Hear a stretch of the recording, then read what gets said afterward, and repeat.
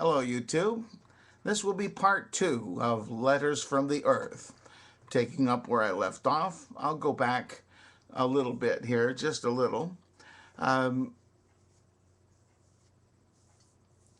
the Lord has just created all the animals, and He's given them in varying degrees. He's given them various characteristics individually, which they are obliged to obey. And now he says to Satan, who's asking him questions about this, Satan says, "Whither are they gone, divine one?"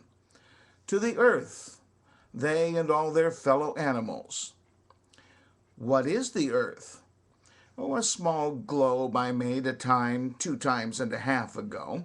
You saw it, but did not notice it in the explosion of worlds and suns that sprayed from my hand. Man is an experiment.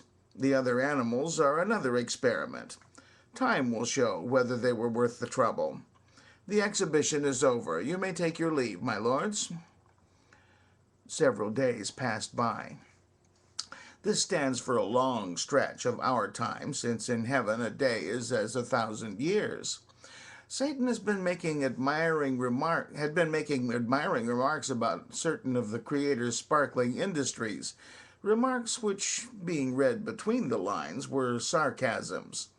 He had made them confidentially to his safe friends, the other archangels, but they had been overheard by some ordinary angels and reported at headquarters. He was ordered into banishment for a day, a celestial day.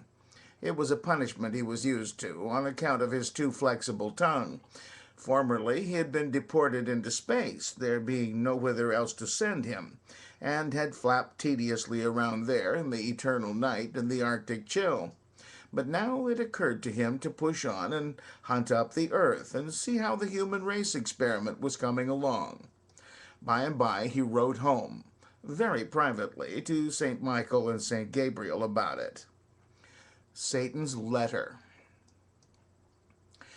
This is a strange place, and extraordinary place, and interesting. There is nothing resembling it at home. The people are all insane. The other animals are all insane. The earth is insane. Nature itself is insane.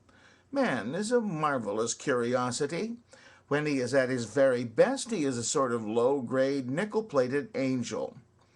At his worst, he's unspeakable, unimaginable, and first and last and all the time he is a sarcasm.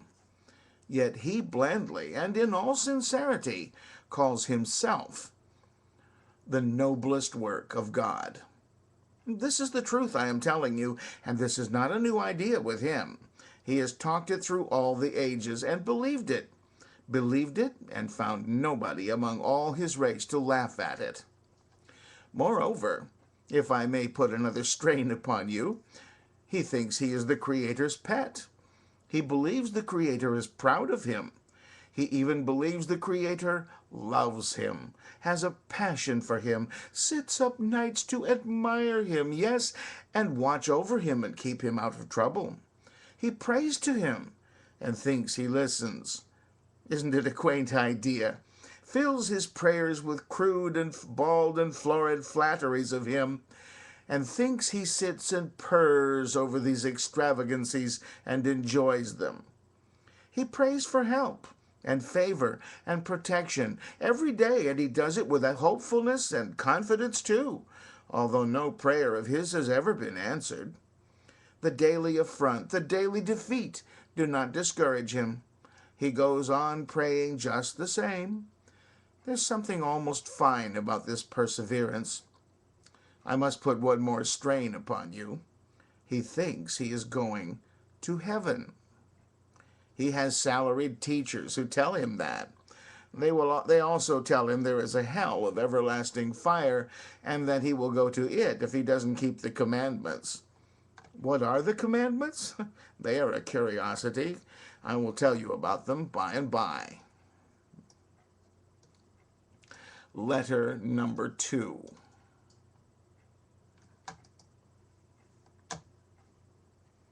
Just one moment. I have told you nothing about man that is not true. You must pardon me if I repeat that remark now and then in these letters. I want you to take seriously the things I am telling you, and I feel that if I were in your place and you in mine, I should need that reminder from time to time to keep my credulity from flagging. For there is nothing about man that is not strange to an immortal. He looks at nothing as we look at it. His sense of proportion is quite different from ours, and his sense of values is so widely divergent from ours that, with all our large intellectual powers, it is not likely that even the most gifted among us would ever be quite able to understand it.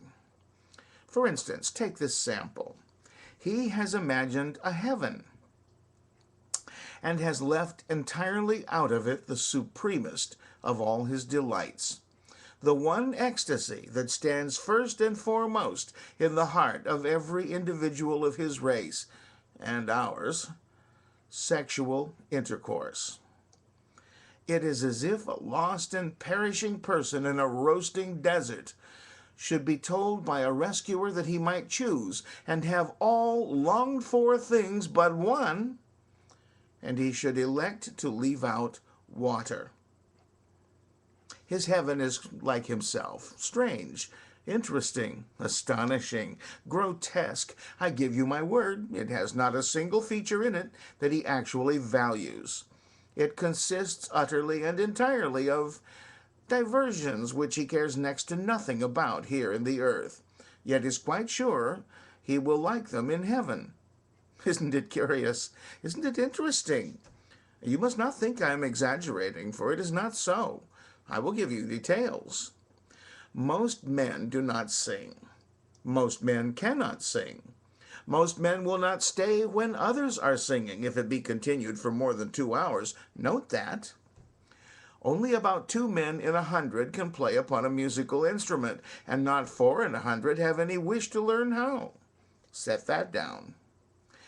Many men pray. Not many of them like to do it. A few pray long, and others make a shortcut. More men go to church than want to. To 49 men in 50, the Sabbath day is a dreary, dreary bore. Of all the men in a church on a Sunday, 2/3 are tired when the service is half over, and the rest before it is finished. The gladdest moment for all of them is when the preacher uplifts his hands for the benediction. You can hear the soft rustle of relief that sweeps the house, and you recognize that it is eloquent with gratitude. All nations look down upon all other nations. All nations dislike other nations. All white nations despise all colored nations of whatever hue, and oppress them when they can. White men will not associate with niggers, nor marry them. They will not allow them in their schools and churches. All the world hates the Jew, and will not endure him, except when he is rich.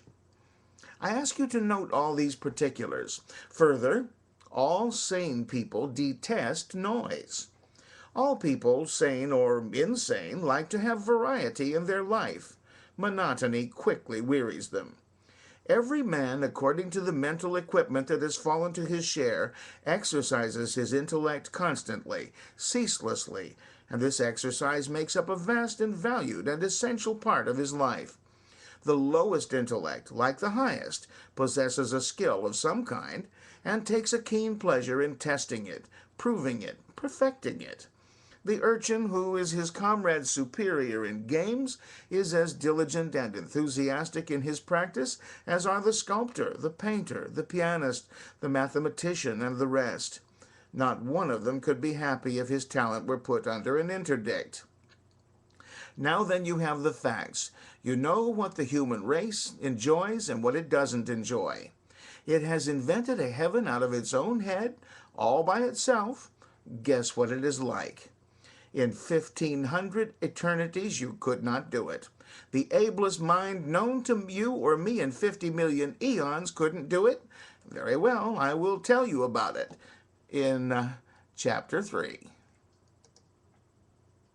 I'm running out of time here, so